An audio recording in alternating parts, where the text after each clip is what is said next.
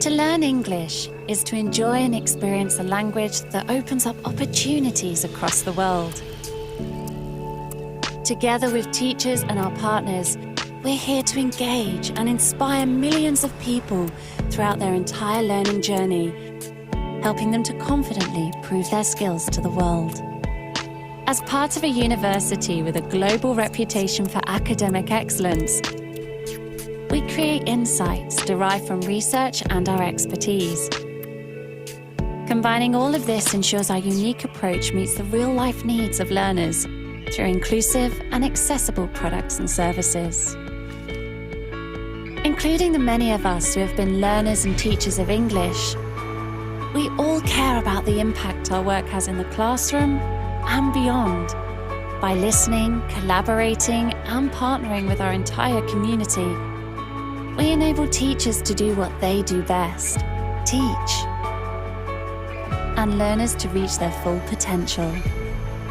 English unlocks a lifetime of experiences, and because language is at the heart of being human, we help people everywhere connect, communicate, and come closer together. Cambridge is where your world grows.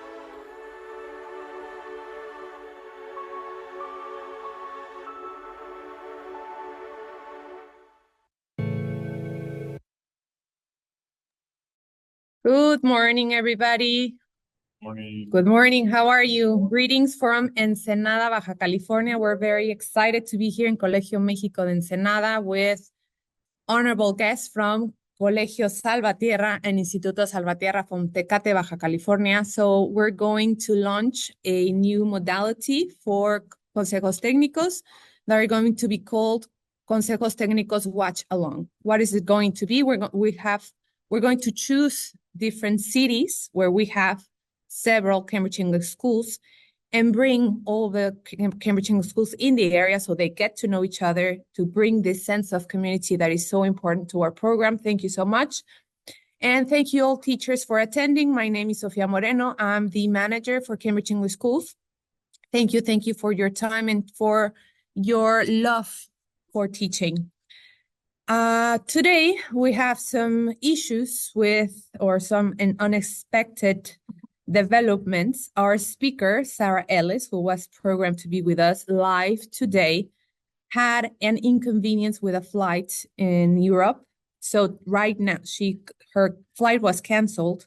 So actually, she's flying right now back home. That was the only option that was offered to her.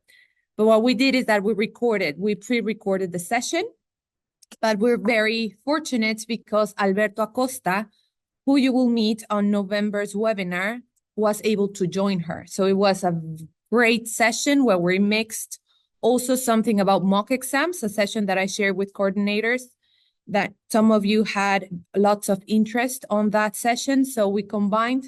It's a great tool, so we're going to do it pre-recorded. So sorry for that, but it's especially for you. Thank you so much, and let's start.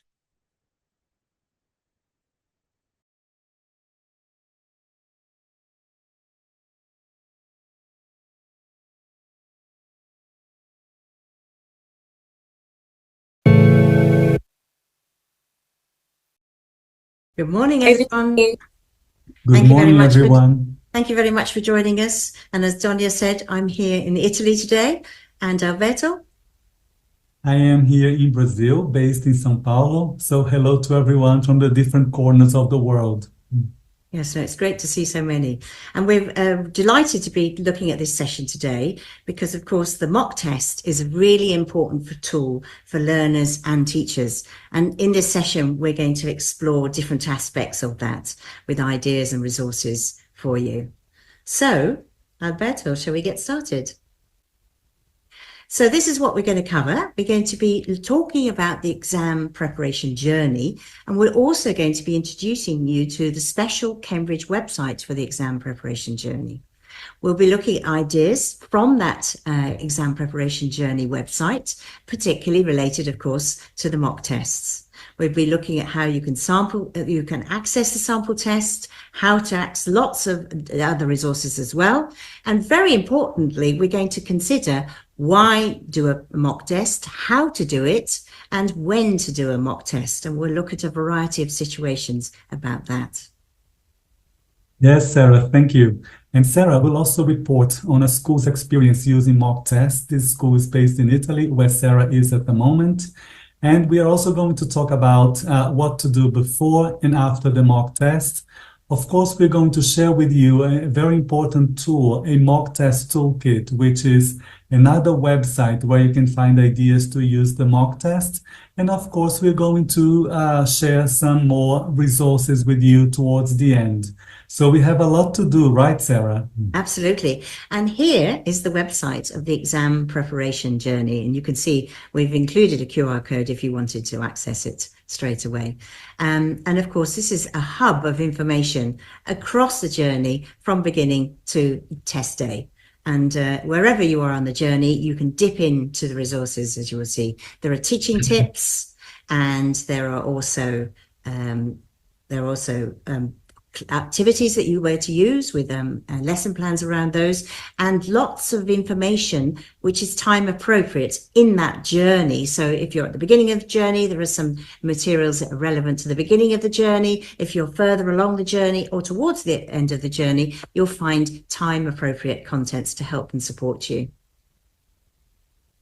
Well, this resource, this hub, is organized into 10 packs. And in each of the packs, you will find ideas and suggestions on how to best prepare your learners. So this is actually a real exam preparation journey, which takes you from the very beginning of the journey, where you start familiarizing students with the exam and develop the skills they need, to show on the exam day. And throughout the journey, you will find lots of ideas and specific checkpoints where you can assess students' performance. One of them is actually using the mock test. Well, there are 10 packs, but our focus will be on those 3 packs here, pack 4, pack 5, and pack 6. So we're going to tell you a bit more about those packs, right, Sarah? Absolutely. So if you choose pack 4, obviously you'll get a selection of materials relevant to that particular topic. In pack 4, for example, a very important one is about familiarizing learners with the test. And of course, it brings you the resources that we'll talk a little bit in more detail as we go through the webinar, but it shows you where to access the resources and the quick links so it's easy to find. And there are also, we can see in pack 5, an example of how to conduct. So this is where the information you'll find about do's and don'ts of actually delivering the mock test. And again, we'll come back to this, but this is to show you where you can find it. So in there, we can see the resources appear. And of course, it will give you advice from a teacher's point of view. There's a lovely one again, which summarizes what learners need to know, for example, on exam day and the kind of things that they need to do. So again, so it's related to the mock test, but also looking forward to test day as well. So looking at how to deliver the mock test so that it actually feels like a real exam. And again, we're going to explore how you might do that in your different situations. Pack 6 focuses particularly on speaking. And again, we've got some do's and don'ts here to help you be more confident about delivering a mock test for speaking. And again, the resources are really easily accessible through this website. So, as I mentioned, like Sarah described, we are going to focus on 3 packs. But if we look at the preparation journey from a teacher's point of view, this is more or less what it looks like. It's like a racing track. So you have the point where you start the journey. And then if you look right, you start seeing the packs. So this is a suggestion of how you can explore the exam preparation journey hub. So you have the start point, you go through the packs, and then at the end of the cycle, when learners have set the exams and have received their results and celebrated, their success, the teachers start the journey again with a new group of students. So this is going to give you, signposting throughout the journey. So you will see as well in the infographic that there are some checkpoints. For example, a moment for checking understanding, a moment for giving a mock test, and also a moment just before the exam day when you are checking how ready students are to sit the exam. So this is another way of looking at the journey. And if you look at the journey as well, it's important to remember that this hub will give you step-by-step assistance if you are new to teaching exam classes. So you have lots of ideas and then you can explore each pack. But if you are a more experienced teacher, you can just dip in and out and you can read or access the packs in any way you like. So you don't need to follow every pack in a sequence. But if you are training teachers, or if you are working in a school leading a group of teachers, you will find ways of supporting your new teachers in your school if they are teaching exam classes for the first time. So there's loads of support for you. And the diagram here will give you ways of exploring the hub more successfully. So looking at how to actually access the sample tests, again, on that journey, we see here, we can see the resources indicated here. So I think we see key resources, so you can see there. And of course, when you click on that, you get more information, and you get the different levels of the exam. So whichever level you're interested in, whether that's A2 Key for Schools or C2 Proficiency, obviously this is the quick way to choose the level of interest. There we go, we've got our example with Key for Schools. And when you click on A2 Key for Schools, then it will take you into the exam essentials. And the exam essentials obviously give you access to the preparation materials, to a vocabulary list, very importantly to sample tests, and whether that's a digital sample test or a paper sample test. And again, we'll come back to talking about that in a little bit more detail. But you could see as soon as you click anything, it takes you to another level, and it's easy to find the material. So free sample and digital sample tests, and free paper-based tests for you to explore and to get the experience of the test. And then, but then, yes, what if you are preparing students for the digital Cambridge English qualifications? Can you find sample tests? The answer is yes. I mean, if you follow the same path that Sarah has just mentioned, you will find sample tests for the digital Cambridge English exams. And you will also see that when you use the digital sample tests, it's very important to remember that those sample tests, they won't give you the students a grade. However, students can make notes of the answers they choose and the answers they write, and then check how well they did by looking at the answer keys which are available in the same area. You just need to scroll down a bit to access the answer keys to the digital sample tests, right? So this is all in one place. So the exam preparation journey is your one-stop place, to find the resources. Absolutely. And we can access other resources as well, right, Sarah? Yes, indeed. So of course, the practice tests are very important, but there are also other resources which support you around the actual practice test material. So again, going into key resources, we click on that, we choose our level, and then we get the next part, which is choice of resources by exam essentials. We kind of explore that a little bit. Teacher essentials, learner essentials, and further resources. So again, choosing whichever part is relevant at this part of your journey, we can see more information there. So And here then we go. as we go down the page, we have loads more, right, Sarah? Absolutely. And here we have it in mobile format. Of course, you can either look it on the website, but you also can see the mobile format. And you can see here how you've got a real list of lots and lots of resources. That's the amazing thing, that you'll be spoilt for choice, I think. But very importantly, I think we go back to the fundamental questions of why, the reasons for doing a mock test, and we're going to explore that in a moment. How, so the practical element of actually doing a mock test, and obviously everyone's situation will be a little bit different, so we need to explore ideas for that. And again, a very important question is when to do a mock test, and also I would say how many mock tests to do, wouldn't you, Alberto? Yeah, exactly. Well, why to do a mock test? There are many good reasons for that, and we have some benefits, right, Sarah? Yes, absolutely. So let's think about that reason for doing a mock test. And we see that one of the most important ones will be to help see the readiness of your learners for the exam.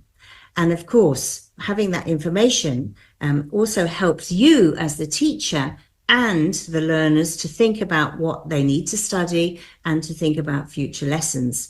And of course, the mock test will allow you to have more information about different aspects. So for example, we'll be able to look at the learners' strengths, whether they're stronger perhaps in different parts of the reading paper, or if they're stronger or weaker in certain parts of the listening paper, for example. And of course, that will help build in that integrated learning and assessment to areas that you need to work on for the rest of the course. So obviously they go together and will help towards a better result. Also, the last thing that just to mention is that being familiar with the format of the test is will help really students focus on what they need to do rather than worrying about, not knowing what's in the test. So it's very important.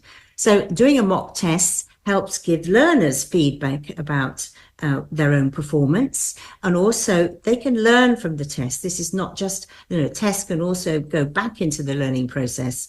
For example, understanding the question types and the exam format is very important, but also thinking about the time they take to complete each paper and being more aware of time management for the actual exam day. Again, knowing what's in the test, seeing what's in the test, and experiencing what the test will help them better understand what their learning goals need to be and how perhaps they can, build their confidence, because this will help them know what to expect on the exam day, which of course will help them perform better if they're more relaxed about that, and maybe they can perform to give their best performance on exam day.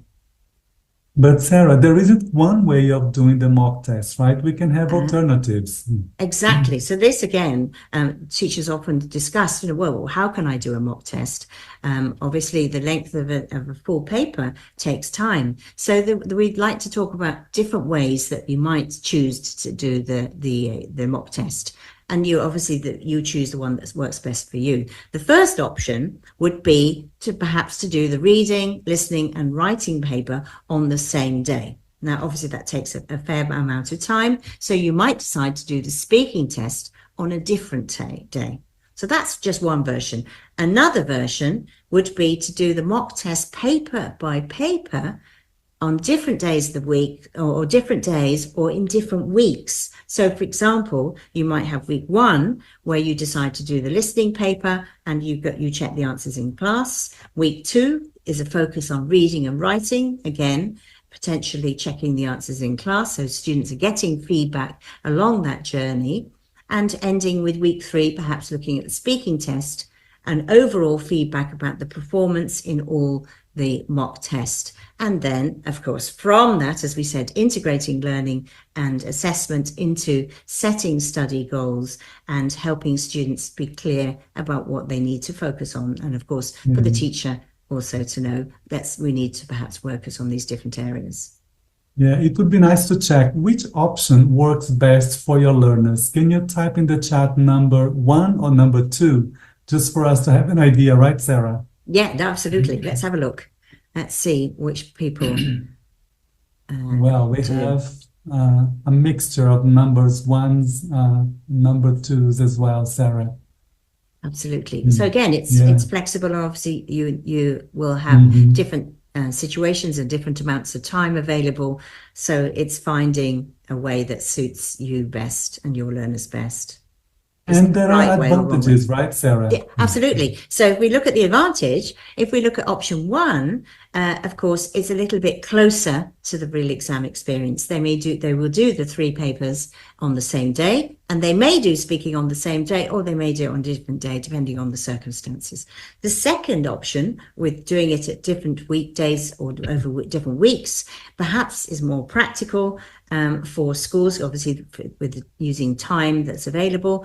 But of course, it might feel a little bit less like a test, but it still allows the students to get that familiarity with how the test works and the test types and test type and looking at timing, so that it still can be works very well. So again, as we said, really the option is yours and what best works for your learners. Thank you, Sarah. Well, when to do the mock test? Well, if we look at your program, programs can be different. It could be more or less intensive. It could be a school year, for example. If you look at your program, at what point in your program or in your school year do you usually use a mock test? So before we talk about the when, we would like to hear from you. So we have, for example, the start of your program with your learners, right? And then we have the exam day. And anything that happens before the exam day is a point in time. So at what point in your program or school year do you usually use a mock test? Is it like point 1, point 2, or point 3? Can you check the poll and share your thoughts? At what point in your program do you, or school year, do you usually use a mock test? Point 1, point 2, or point 3? Can you share your thoughts in the poll? And then we're going to check the results in a moment, right? It would be nice to see, Sarah, how people use the mock test before we there are lots of things that influence, aren't there? Of course, the length of the test, the length of the program, the number of hours in the program, all sorts of influences. But it is in terms of looking at the start and end day. So have we got results? Yeah, it would be nice to check the results. Oh, wow. Okay, so 58%, lots of people do it at point 2. And we have some point 1, point 3. So thank you very much for your participation. It's really nice to see now how people use the mock test. But we have some considerations to share with you. If you have chosen, for example, point 1, I think it would be nice to, flag some points here to consider. Because if you do it at point 1 in your program, it might be a bit too early. So as a result, the mock test may be too far from the exam date, right? Students, for example, may not be fully familiarized with the exam format, like Sarah mentioned as one of the benefits. And of course, because it's at the beginning, they may not have developed some of the skills they need for their exam. Also, it's the beginning of the school year. So because it's the beginning of the school year, it's a good opportunity to start familiarizing learners with the exam, but not getting them to sit the mock test yet. You might want to use the mock test for familiarization, and we are going to share some ideas about it in a moment, right? If you do it at point 2 in your program, I think it's like many of you voted, it's a good point, and we have some reasons for that, some considerations.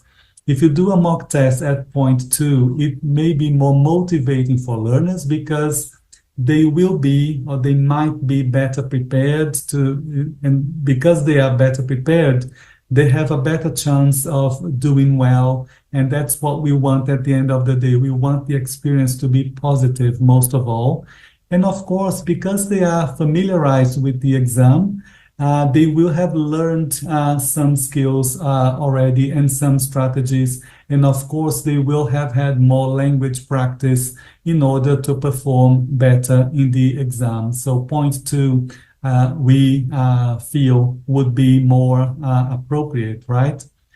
If you chose point 3, there are some considerations as well. For example, if you do it at point 3, the mock test may be too close to the exam day. And then because of that, you may not be able to give students feedback so they can do something before they sit the exam, right?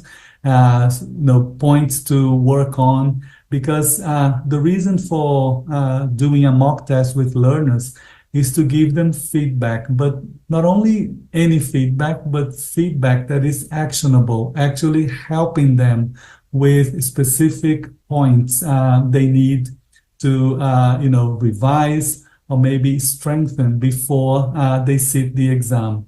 However, we can also look at the positive side to this. Doing a mock test at point 3 is a good opportunity for candidates if they have done a mock test before.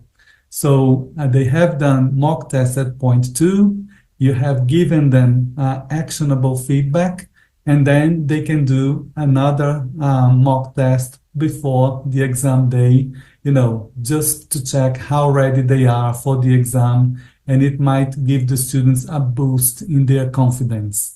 So, Sarah, you mentioned different ways, but we also consider specific points when we do the feedback. Well, we have a school's experience to share. This school is in Italy. Sarah is in Italy. So, Sarah. Yes, I know the school. But yes, there are many schools around the world using a mock test, of course. And we're delighted that this particular school in Rome shared their experience of using the mock test, and they found it extremely useful. They, like many of you, do it in the middle of their course. Now, their course length might be long or it might be short. So they're doing it in the middle of whatever length the course is. And they said that they found it really constructive to be able to use it, give feedback, and then, of course, go towards the live exam, the real exam. So this is LEA, Language in Action Rome, and these are some of their experience that they shared with us when we asked them about using a mock test. So one of the things that they needed to explore and have explored is splitting the test into different sessions, because again, they have a problem with doing a full test because of the time it takes. So they splitting it into 2 sessions, so time in school, and then they do speaking at a different time. And speaking from their experience is something that is very important to nurture throughout the exam journey. And it kind of it helps students know what's in the exam, familiarize themselves with the different parts, and then to do a test under exam conditions so that they can feel the timing and obviously the way that the examiner is giving them the questions. But they're not suggesting you would necessarily do it as a mock. It's slightly different for them in the speaking. In terms of writing, again, they think that they found that writing is a very good way to help students be more aware of their exam readiness. Can they write the required task in the time available? They do make some comments about writing, but of course for teacher it's obviously involves a little bit more work and the assessment, and we talk about that in a moment. But they definitely feel that the mock test helps indicate exam readiness as well. And of course what they use is another tool, which Alberto will explain in a moment, which is the guide to converting the practice test score to help again understand the student's performance in each different skill. So again, we're looking at exam readiness and how perhaps we can help after the mock test to develop the skills. So again, we'd like to thank LEA for their contribution to this session. And over to you, Alberto, to tell us about the practice test conversion. Yes, well, one of the things Daniela Carter mentions here is that marking writing can be tricky and subjective. So she recommends using Cambridge support. So the Guide to Converting Practice Test Score is one of the resources and Cambridge support that you can use, to score students' performance in writing.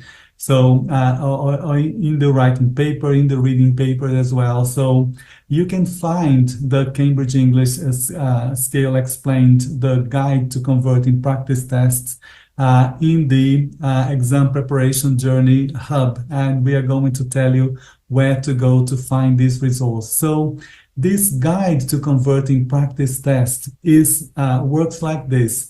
You look at the students' marks as you check their performance in the mock test, and then you can convert their marks into Cambridge English Scale Score, which is the score that students receive from the statement of results and, of course, their certificate. So the guide will bring tables like this for each of the Cambridge exams. So you find the scores, the test scores for the mock test. Then you can convert them into Cambridge English Scale Score, and that is also equivalent to a CEFR level. And this is really useful to help you understand how well learners are performing in terms of the Cambridge English Scale, but also to tell them whether or not they are at the right level, to do the exam. So you have a reference here to make your scoring or your assessment of learners' performance in the mock test less subjective, right? So we are going to show you now where you can find the exam preparation, the Guide to Converting Practice Test Scores. So again, you go to the hub, and then you go to Key Resources. And when you go to Key Resources, you will find all the essentials there, the Teacher Essentials, Exam Essentials, Learner Essentials. And as you scroll down the page, you will find the Exam Essentials, and that's where you find the Guide to Convert Practice Test Scores, right, Sarah? So this is where you go about it. And now we're going to talk about what to do before and after the mock test, right? This is very important, because I think people sometimes think about just the test, but not the opportunity to look at the learning around the mock test. So I think these are very important considerations. Yes. What do we do before and after the mock test? Because it's not just about the test itself, but what happens in between the mock test and also between the mock test and the exam day. So one of the things that you can do before the mock test is familiarizing learners with the exam. And then you can also, after doing the mock test, give learners feedback that is actionable, and you can also help learners to put together a study plan so they can reinforce the areas they need to perform better in the exam. So there are opportunities there before and after the mock test. So Sarah, how can we familiarize students with the exam? Yes, absolutely. And here again, in the hub, we find lots of resources to help us with that. And we can have a look at, again, we go to the key resources. It's kind of, you're getting the picture now. So from the key resources, again, we choose the level of the exam that we're interested in. And the idea of this is that we look at the aims for understanding. So looking at what each paper looks like, obviously where we're looking at vocabulary, and in particular, also helping learners feel that they have, the confidence that they have covered what's needed for the exam. So looking at the paper, and all you need to do is obviously have a sample paper. And again, you might decide to focus on one of the skills, and you can obviously download for paper-based. Here we'll talk about digital in a moment, but you can obviously look at the sample test from the website.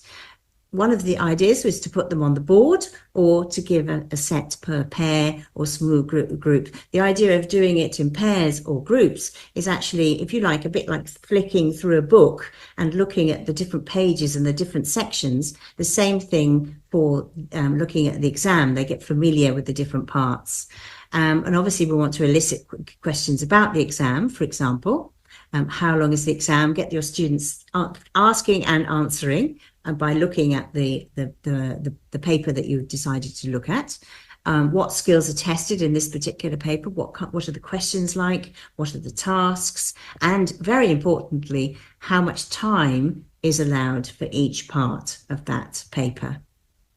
And of course, ask learners which questions they can answer confidently. And as they begin to be able to answer the questions easily, of course, that familiarity of the exam gives them confidence. There are some lovely activities to do, and one that we particularly like is the idea of a treasure hunt, putting the learners in small groups and then perhaps giving out a different paper to each group, or looking at the exam pages on the board. In their small group, they would explore that paper and answer some of the questions that we saw in step 1. And of course, tell the learners not to answer the actual question, because the point of this is not to actually do the test, but the familiarity with the different parts of the test. So actually it can be fun, it's non-threatening, and of course it's boosting students' confidence that they know what to expect when they're actually in the exam. The other thing, of course, is that it's nice to design a board game. And again, this little board game image is available in the pack. And they can perhaps ask questions based on the exam format, perhaps using the vocabulary they've been looking at in class, but again, with the idea of practicing for the exam. Now, another source for creating those questions for the teacher are the information for candidates booklets. You'll find questions and answers about each different part of the test. So actually very useful to be able to use this as part of your treasure hunt questions as well. And this in Albert is showing you where it's found in the Learner Essentials this time, exam information for candidates. Again, these are all free to download, and you download the level that's of interest to you for your students. Well, after doing some familiarization, then students sit the mock test. After they have set the mock test, we have another moment, right, Sarah, which is giving feedback to learners on their performance, and from the feedback, making sure that we can help students organize a study plan so they can develop the skills they still need to reinforce. So one of the things we can do is to give feedback on the different skills and how well students did, but not only giving them feedback from the teacher, but allowing students to self-assess and also to reflect on their own performance. So this is an idea that we can suggest and we can use with students to help them reflect on their performance on the listening paper, right? So the idea here is to help them understand how to improve and how to build their autonomy as they are learning, and also making them understand, the skills they are developing and becoming aware of their strengths and areas to work on. So for this, learners will need the audio script from the listening they have set in the mock test. This is just an example of the script, right? And with this script, what they're going to do is they're going to look at the marked answer papers, because you have marked the papers, or they have checked how well they did against the answer key. And then allow learners time to read the audio script. This is all after the mock test, right? And find the correct answers to the questions they got wrong, and then they can do the highlighting and underlining in the audio script. Then they might want to discuss why they got that answer wrong in the listening test. And if you think they still need support to understand why they got it wrong, you could give learners, some options or possibilities. For example, this is an idea that is sourced here. What you do is, if learners cannot spot why they got it wrong, you check what problems did you have by giving them those options. I couldn't hear which word was said. I couldn't separate the sounds. the word was new to me, etc., etc. You can use all of these options here, or you can choose some of the options, and then learners check the answers they got wrong, and they find a reason for this. So this is one idea to help learners become aware of how they perform in the listening paper, right? But we also have ideas for writing, Sarah, don't we? Absolutely, absolutely. And as you said, this is an important area to practice and help students become more confident. And the idea, of course, is to get learners to read and comment on exam writing tasks, and also to compare their own answers with samples. So I think that's very useful and very important. So we need to provide a writing task answer, and we've got an example in a moment, and also show them the assessment criteria and the examiner's comments on that piece of writing. And this activity works well if the answer got a good score, but don't give learners a score at this stage. The idea is to help them see what a good answer might look like, and perhaps they can understand better how they can introduce that into their own writing. Here is an example, and there are lots of sample answers in the handbooks for teacher. And again, through the exam preparation journey, you'll be able to access these. So here we have an example of a candidate's answer. We don't see the actual task, but it is obviously an email here. And then, of course, what we'll do is look at the answer that they gave and the comments that were given by the examiners. So first of all, we need to show them the assessment criteria, and here again you can find those and in checklists and also in the handbook. And the idea is for them to look at that piece of writing and for them to be the examiner, as it were, to give them a grade using the information that they have. This helps students also be more aware that this is not just about did they get the grammar right. They need to be thinking about did they organize it well? Did they communicate the message? And very importantly, did they answer the question, and is the way they did the task relevant to, and the content they included relevant to the task that they were asked to do. So discuss any differences, and then once they've thought about it themselves, then they can have a look at the examiner's comments. And again, don't give them the grades at this point. Keep them thinking about it, but being really aware of what are the assessment criteria, what are the things that they need to be looking at and thinking about when they are writing. So they read the comments, and then they look at the grades awarded.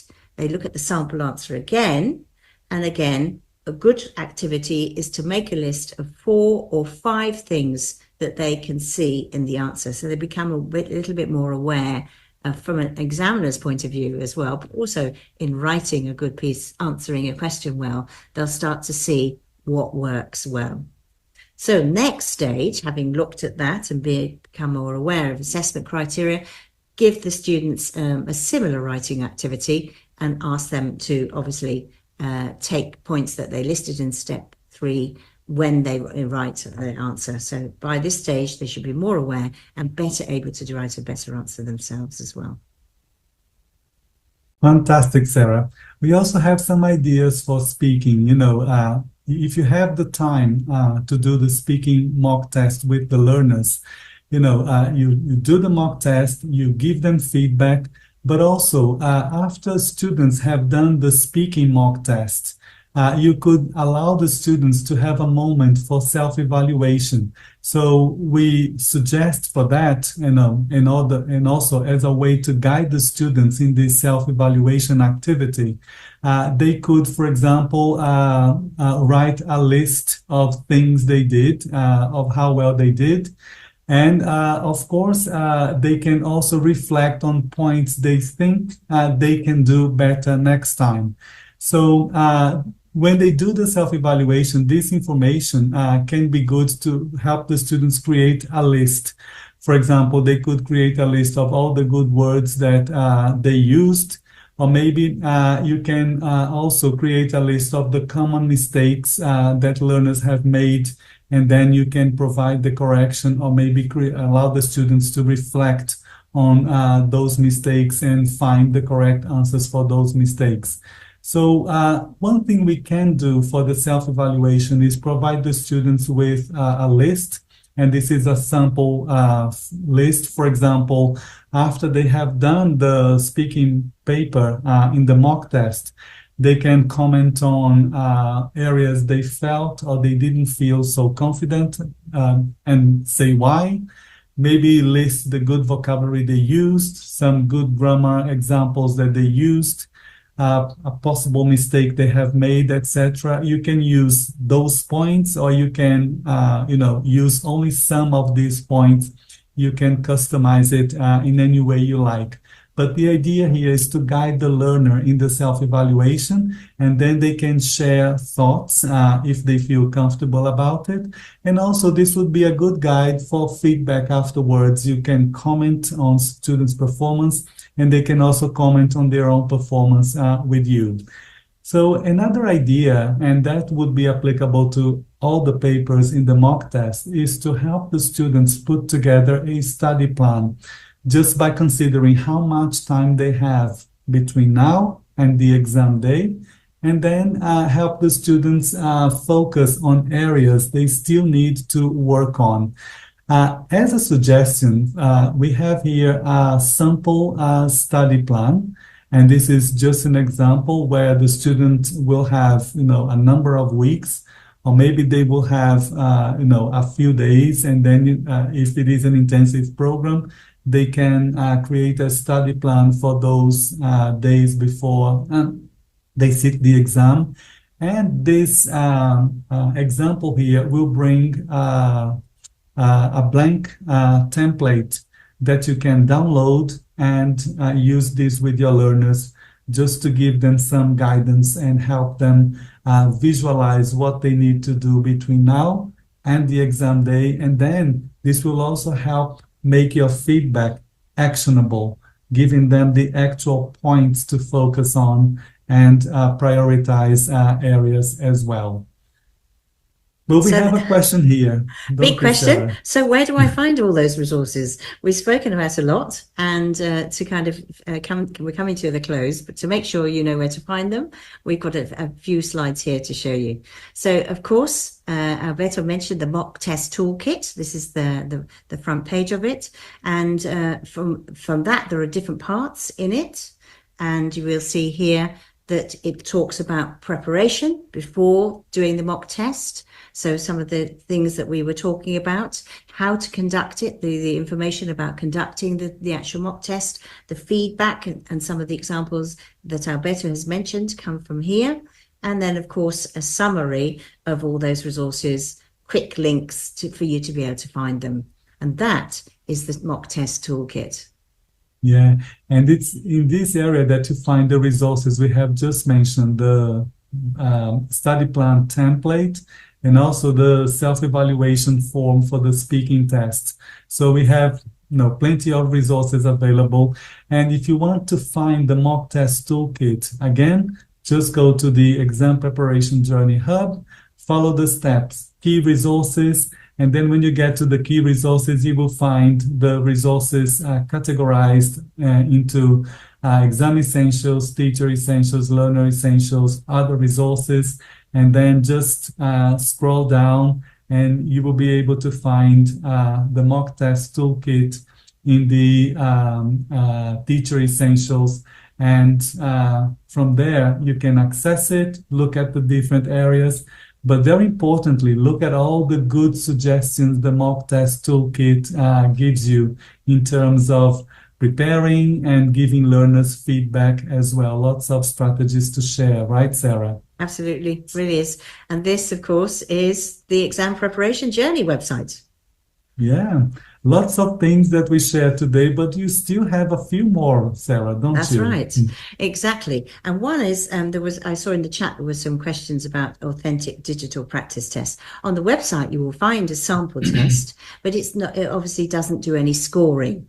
So this, there are some paid for options, and for each of the levels, you can use a digital practice test. So here you'll see the example for everyone. And these are brand new. And if you like, you might want to use it as an unseen mock test. Access to this material allows the student to use the mock test or the test in there 3 times. But the first time, and I think we can see that, is actually scored. And so from the first attempt that they do, they are actually given a skill profile. So you will have something like this for each student who does the digital mock test and the digital practice test, I should say. It is a digital practice test. And you will see that you get a scoring for each of the skills. Now, speaking is not part of that, just to say that, that's separate, but this is automatically marked, including the writing, and you will be given a CFR level for the student. So it's really helpful also for the teacher because of the marking, but of course it gives information for the students, and all those things that we said about using it but potentially as a mock test allows you then to integrate the learning before they take the real test later.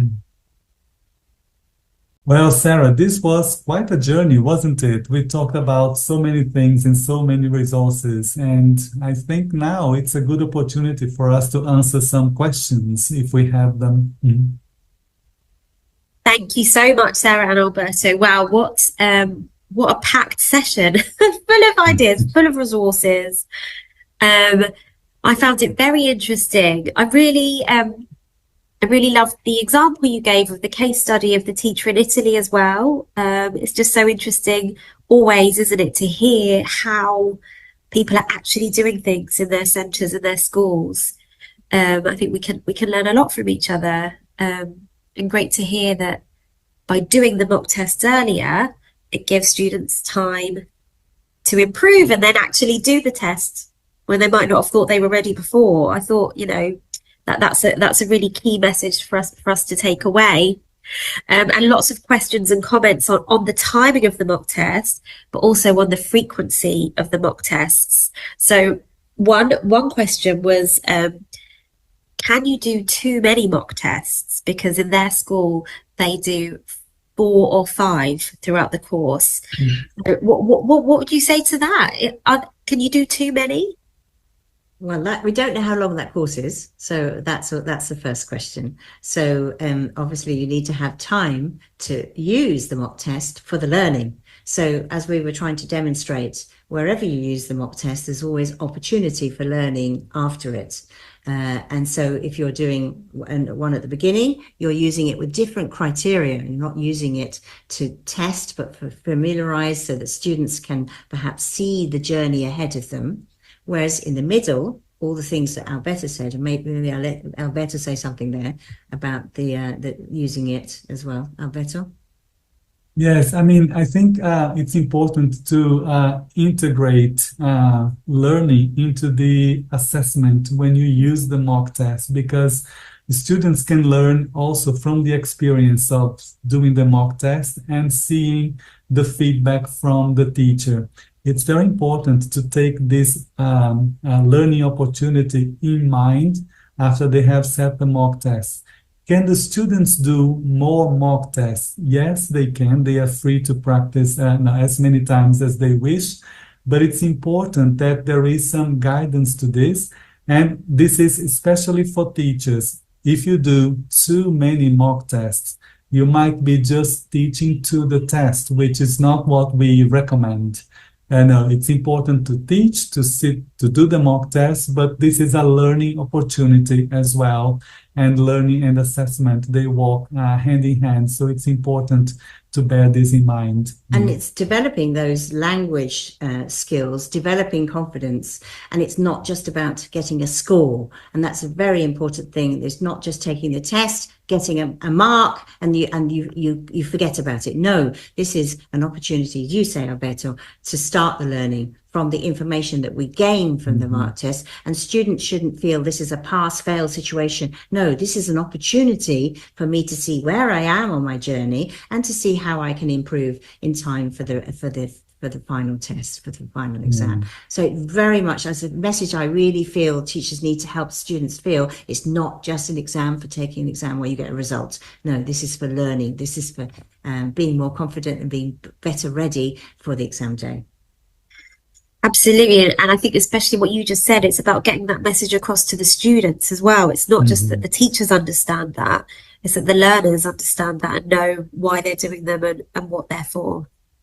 And on that same topic of confidence, Sarah, that we also had a question about dealing with confidence or lack of psychological readiness. How can we deal with learners' psychological readiness before the exam? How can we help them with this? Well, I think one of the reasons of doing a mock test is also that psychological preparation. So the familiarity of what's expected, and also the idea that the mock test has helped me be more ready for the exam should psychologically be much more positive in approaching the main test. But it is important to give feedback, as Alberta was saying, showing students their strengths, helping them improve when perhaps they're in weaker areas, so that they do have that confidence. And I do think being ready and being familiar with the test affects you psychologically. I also think that the more students feel ready or more prepared and know what to expect, then it makes it easier on exam day. So it is important to spend time thinking about that.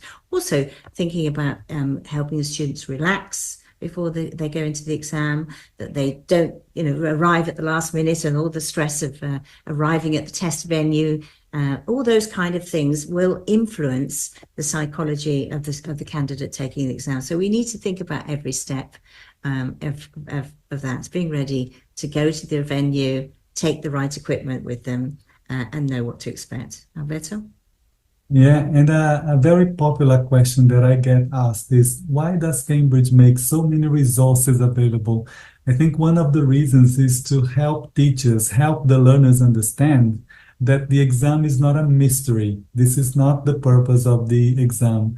No, having the resources available like the ones we shared here today is just to give teachers confidence and to pass on this confidence to learners, that learners can also access those resources and understand that there is no mystery to the exam.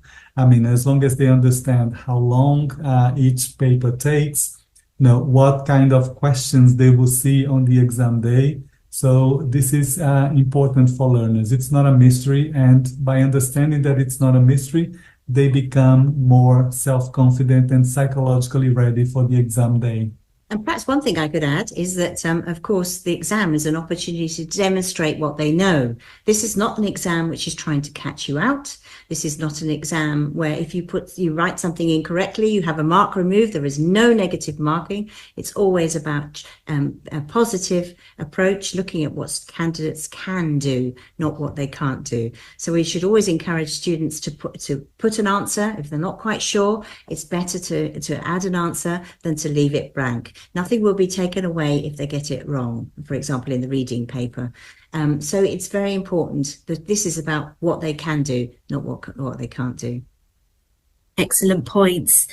And also just to add to that, all of these topics are also covered in the exam preparation journey. The exam preparation journey is about supporting you and your learners throughout the entire journey from start to finish. So there are articles about building confidence and test familiarity and all of that. So do have a look at the packs when planning out your course, because it's all.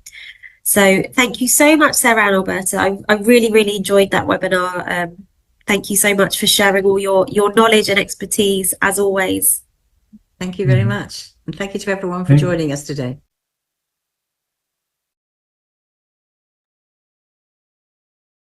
So thank you so much, teachers. Sorry for those teachers who had issues with their audios, but we will share the recording of the session next week. And so you can check it again because valuable information was given today. We're showing the QR code. So please take a roll to receive your certificate for this session. We will also are sharing it on the chat. You can do it QR or the link that is shared on the chat. So I think it was an amazing session, giving us a lot of ideas, a lot of resources, but most of all, approaching some of the issues that we have as teachers, that we don't have or we don't target the emotional aspect of an exam. Because as Sarah said at the ending, she mentioned that these Cambridge exams are not meant to just the level of English. It's not an exam that you prepare to pass. Our certifications are designed to measure the linguistic competence. What can you do with the English you know? How can you communicate with the English you know? Okay? So remember that all of you Cambridge English schools have a team of Cambridge supporting you. You have your learning an assessment consultant, you have your academic consultant, you have me. So if you find yourself in some trouble or you don't know which way to go, or you have an emergency situation with the families, the students, please contact us. We will figure it out the best way to help you, because as we said at the beginning, this conveys a change of mindset, a development of a new mindset from families, from teachers, from school owners, from everybody. At the end, what we want the students to feel confident, to succeed, and not to take a look at the exam, something that I need to pass and something that will help me to university. It's so much more than that, okay? So also a reminder is that we have our contest celebrating success. Hopefully, many of you have already enrolled. I sent through your coordinators the final site that you can complete your registration. We have amazing prizes, a trip to the UK, all paid for 1 week for the winning teacher and the coordinator. We have also a trip, if you're not from Mexico City, a trip to Mexico City to receive an award on the British Embassy, which is amazing. Imagine getting an award in the British Embassy in Mexico City. We will come to the school, the winning school, to take pictures, etc. All media invited, etc. And the bundles. This is a tricky price, but the bundle, remember that you buy bundles of books and exams is sold together. So the teacher that wins, the next year's group will get 100% free the bundles. So that's amazing. We have amazing, the 4 prices are amazing. Registration, it's up to October 31st, but we're thinking on expanding a little bit. But please, if you haven't registered, consider registering. It's not that hard. It's not a hard work, because we know that you have a lot of things to do. The journal is very amicable. It's not hard work. You have 8 months to do it.